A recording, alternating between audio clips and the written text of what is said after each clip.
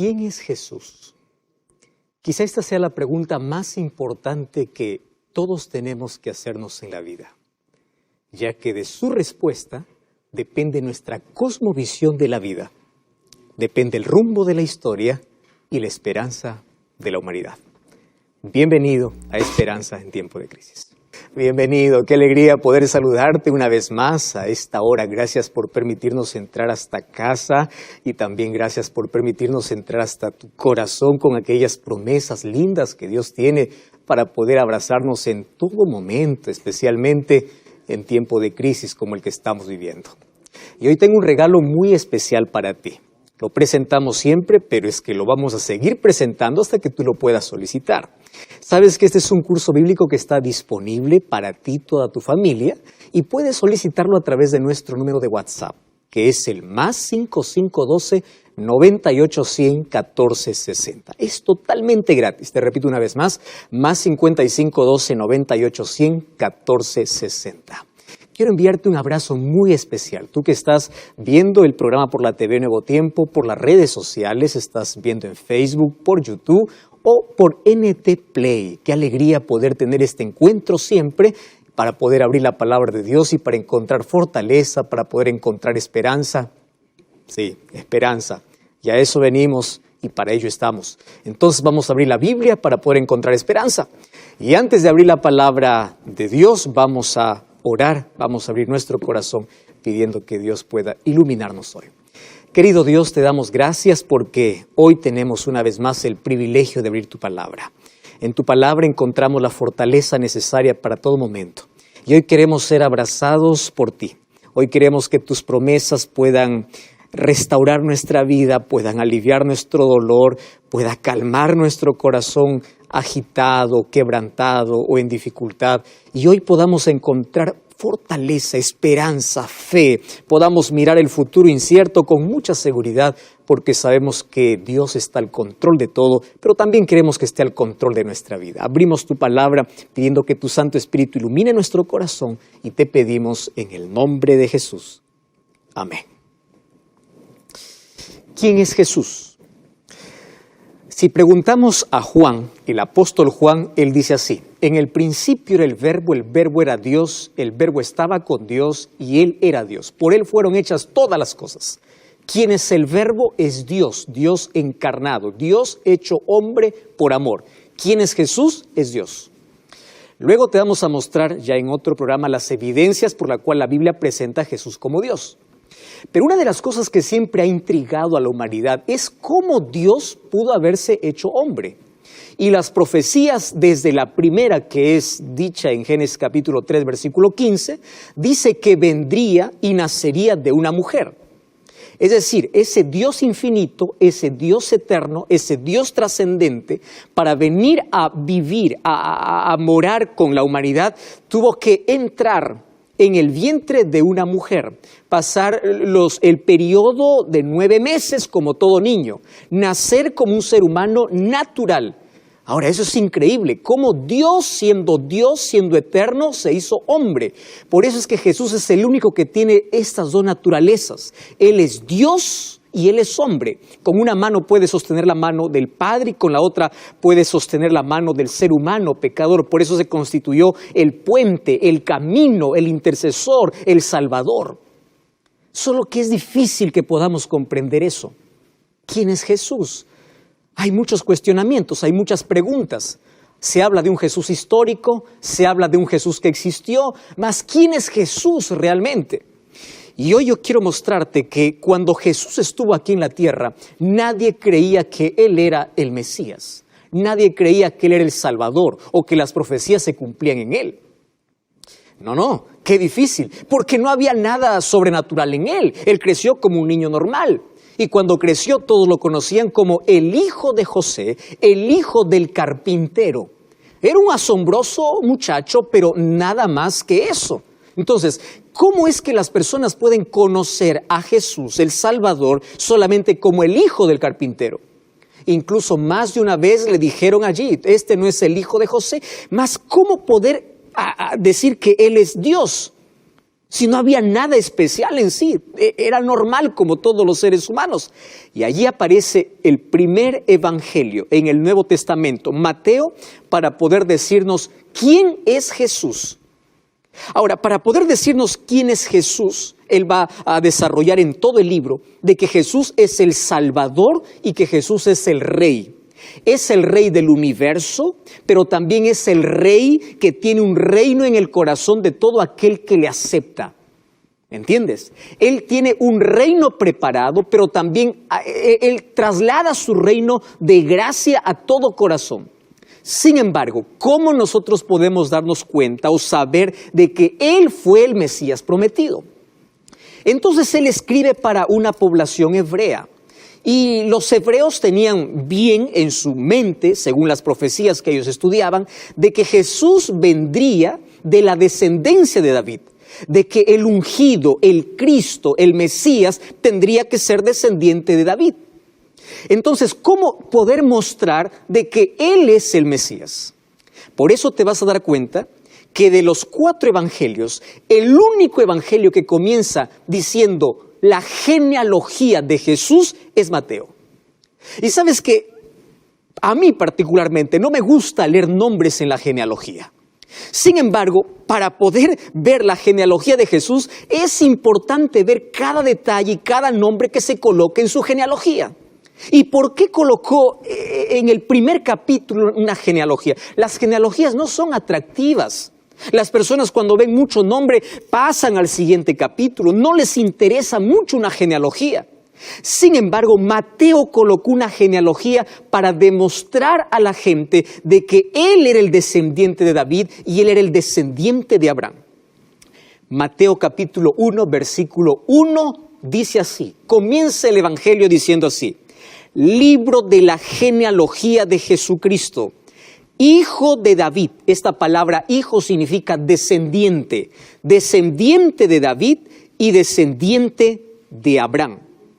Y allí aparecen los nombres a partir del versículo 2. Abraham engendró a Isaac, Isaac a Jacob, Jacob a Judá y a sus hermanos. Y allí comienza a detallar la genealogía hasta que llega el versículo 17.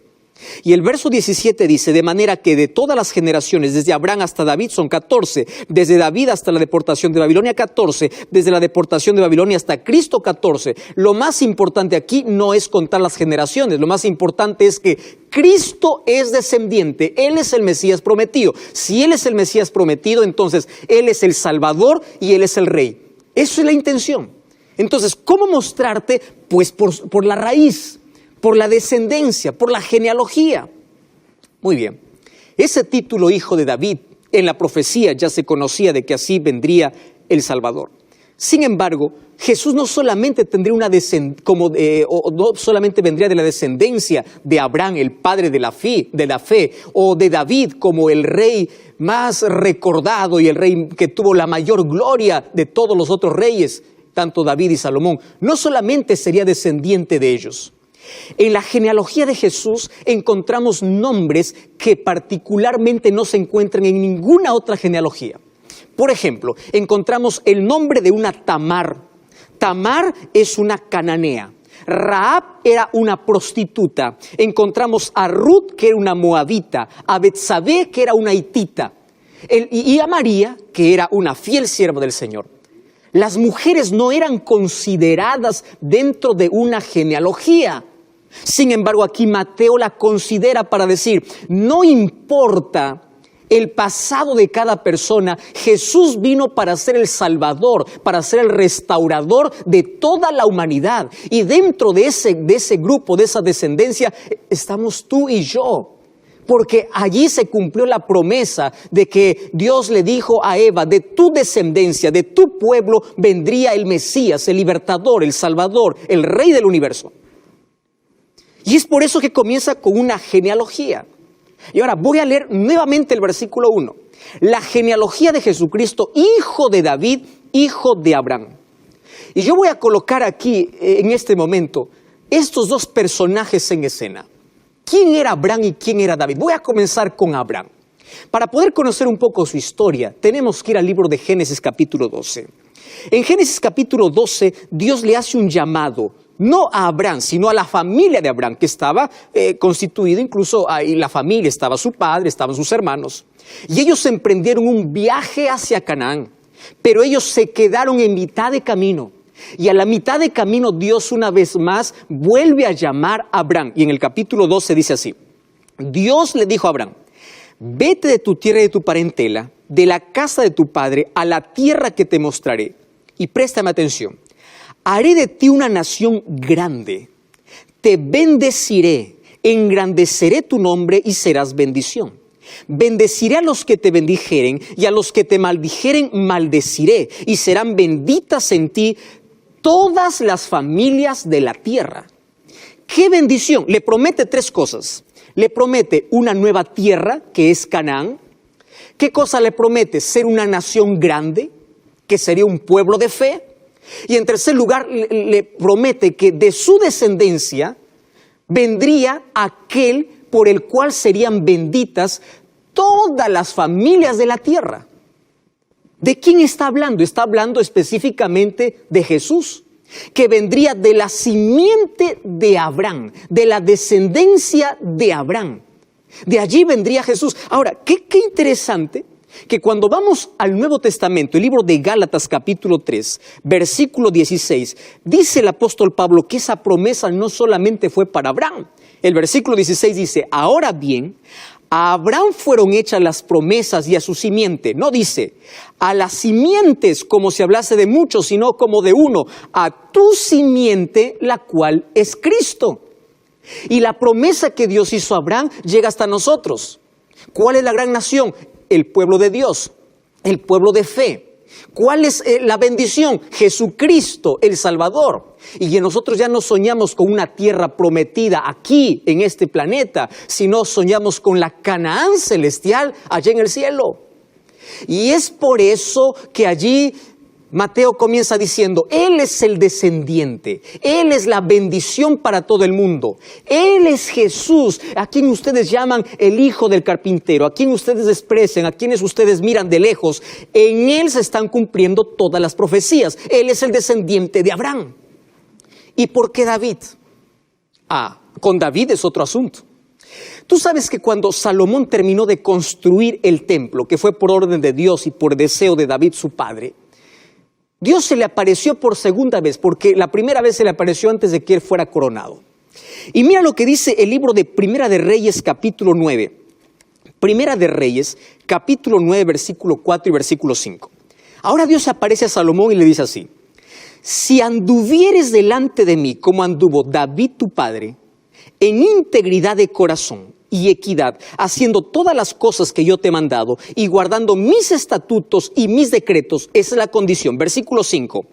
Yo afirmaré el trono de tu reino sobre Israel para siempre, como hablé a David tu padre diciendo: no faltará de tu descendencia en el trono de Israel.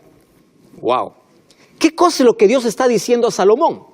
Si tú caminas fielmente en mis mandamientos, yo voy a cumplir mi promesa, la promesa que hice a tu padre. Tu reino será un reino eterno. De tu descendencia saldrán todos los reyes. Ahora, préstame atención allí. ¿Qué cosa es lo que sucede? Ellos rompieron el compromiso. Ellos no anduvieron, por eso es que el reinado de David pasó a manos de otras personas. Por eso que ese reinado fue interrumpido por la desobediencia del hombre. No porque Dios falló a su promesa, pero falló completa, o Dios quebró completamente su promesa. No, préstame atención lo que ahora voy a decir. Tú puedes quebrar el pacto, tú puedes romper la promesa, pero Dios es fiel a su promesa. Y es verdad que el reino de David fue interrumpido, pero de la simiente de David vino el rey del universo. Por eso es que el Mesías era llamado el hijo de David, el descendiente de David. Y aunque los hijos de David rompieron el compromiso con Dios, Dios fue fiel a su promesa. Y Jesús, cuando vino a esta tierra en Mateo 4:17, dice que Él vino para poder instaurar un reino. Y allí Jesús dice: el reino de los cielos se ha acercado. ¿Qué reino está hablando? El reino de gracia, el reino de transformación, el reino de poder, el reino que se instala en todo corazón que está dispuesto a hacer la voluntad de Dios. Entonces, si Jesús es el Mesías, según la Biblia, es porque Él es el descendiente de Abraham y Él es el descendiente de David. Y si es descendiente de Abraham y descendiente de David, Él es nuestro Salvador y en Él tenemos la bendición y la salvación y Él es nuestro Rey eterno. Por eso es que Mateo 1 comienza diciendo, Él es el descendiente, Él es el Mesías, Él es el Salvador y Él es el Rey. Y aquí viene la parte más importante. Si Jesús es el Rey, entonces todos somos llamados para poder participar de su reino. Ahora, tenemos que entender dos cosas. Primero, ¿quiénes no participan de su reino? El libro de Mateo capítulo 7, versículo 21, dice así. Mateo 7, 21. Dice, no todo el que me dice Señor, Señor, entrará en el reino de los cielos. ¡Wow! ¡Qué impresionante! Estoy hablando para ti que eres cristiano, tú que vas a la iglesia, tú que cantas. Estoy hablando para ti que tienes buenos modales, que practicas muchas cosas buenas en la vida. Y tú puedes decir que eres un creyente y tú estás asistiendo por mucho tiempo a la iglesia y tú puedes hacer grandes cosas aquí en la tierra y puedes ser admirado y puedes ser aplaudido por todos. Y Jesús dice, no todo el que dice ser cristiano participa de este reino. Eso me hace estremecer.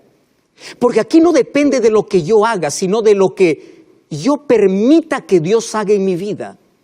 De cómo su reino tiene que estar instalado en mi corazón, en mi vida, en mi mente. Cristo tiene que ser el Rey. Y si es el Rey, tiene que controlar mis hábitos, mi costumbre, mi alimentación, mi forma de vestir, mi forma de actuar, mi forma de caminar, mi forma de vivir. Porque Él es el Rey. Y si Él es el soberano, Él controla mi vida. No es mi sentimiento, no es mi capricho, no es lo que yo quiero, es lo que Él quiere porque Él es el Rey.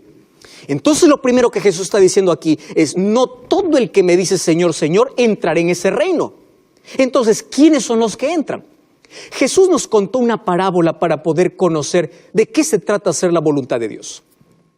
Y allí en el libro de Mateo capítulo 21, versículo 28 en adelante, Jesús contó la historia. Dice, ¿qué les parece? Yo les voy a contar una historia y mejor yo aquí voy a leer. Mateo capítulo 21, versículo 28. Dice, ¿qué les parece?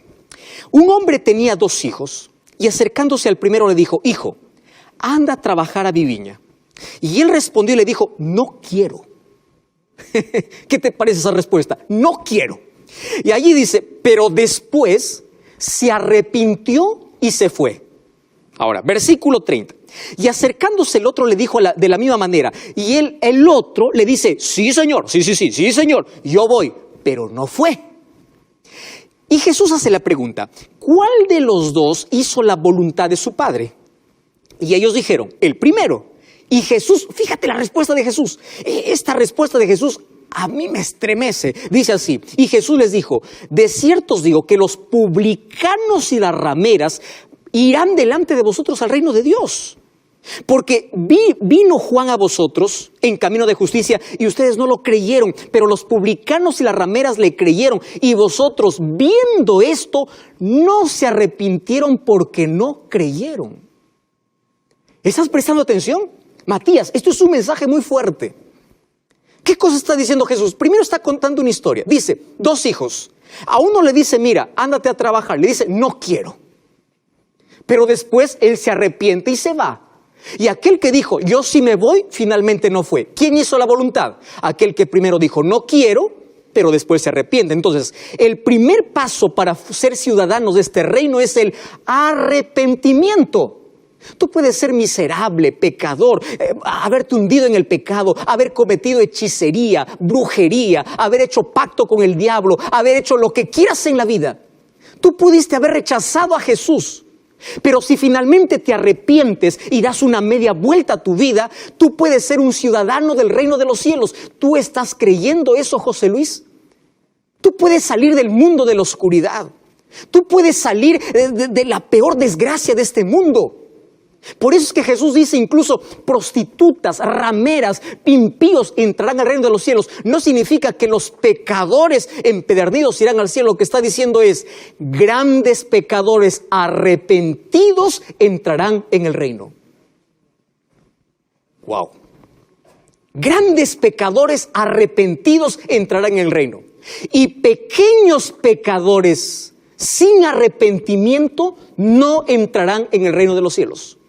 Estoy hablando para ti, Raúl. Tú que te sientes un pequeño pecador, tú que miras a los demás y dices, yo no necesito de Cristo porque yo soy bueno, yo soy honrado, yo soy buena persona, yo no trato mal. Estoy hablando para ti, María. Tú que dices, yo no acepto a Jesús porque yo soy mejor que los cristianos, yo no voy a ir a la iglesia. Tú te crees perfecto, te crees perfecta. Te recuerdo, pequeños pecadores sin arrepentimiento no entrarán al reino de los cielos. La clave aquí para poder entrar y poder hacer la voluntad de Dios es arrepentimiento. Y lo segundo, ¿qué cosa es? Creer. Solo que creer no es un conocimiento cognitivo. No es decir, yo creo en Dios. No. Creer es caminar con Cristo, es entregarse a Cristo, es caminar con Él, es vivir con Él, es permitir que Jesús sea el Rey en mi vida. Wow, entonces aquí el texto toma otro sentido. La pregunta es, ¿tú estás haciendo la voluntad de Dios o tu propia voluntad? Yo conozco a muchas personas que son muy honestas, personas que son muy sinceras y personas que cuando hablo la palabra de Dios y le digo, mira, este es el camino que Dios tiene para ti, este es el día que tienes que guardar, estos son los mandamientos que deben estar en tu corazón, ¿sabes lo que me responden? Me responden así, pastor, pero a mí me gusta mi iglesia. Es decir, hay personas que prefieren adorar sus sentimientos antes que adorar a Dios. Pastor, es que yo me siento cómodo. Pastor, es que sí, es verdad que nosotros no hacemos todo lo que la Biblia dice, pero Dios entenderá. ¿Tú ya escuchaste ese tipo de expresión? Personas que empiezan a adorar placas, a adorar personas, a adorar líderes, a adorar a todo menos hacer la voluntad de Dios. Y tu sinceridad acaba cuando tú te encuentras con la verdad. Y si tú te encuentras con la palabra de Dios y sabes que es el camino, es la voluntad que tienes que hacer para que tú puedas entrar en el reino de los cielos, entonces no postergues más tiempo. Ahora yo voy a decir una cosa tan interesante. La mayoría acepta a Jesús como Salvador. Porque todo el mundo habla de que Jesús murió en la cruz y gloria a Dios por eso. Porque Dios para salvarme hace dos cosas, una externa y otra interna. La externa es la que Él hizo ya en la cruz y la interna es la que Él hace en mi corazón. Para muchos Jesús es el Salvador. Es ese Jesús que vino, murió en nuestro lugar y allí se acabó su historia. Pero tú no tienes un compromiso con Él. Tú no caminas con Él, tú no lo aceptas a Él. Tú puedes decir como la parábola que Jesús contó, sí, yo creo en Jesús, sí, pero no aceptas, no te arrepientes. Dices sí a todo, pero dejas a Jesús fuera de tu vida. No le permites ser el Rey y soberano de tu vida. Porque tus sentimientos están por encima de tu fe. Tu capricho está por encima de tu lealtad a Dios. Tu lealtad a los seres humanos está por encima de la palabra de Dios. Y es allí donde nosotros entramos en un peligro terrible. Porque si Jesús es el Rey, yo le permito que Él pueda ser el soberano de mi vida. Y cuando Él es el soberano de mi vida, Él es quien controla mi vida.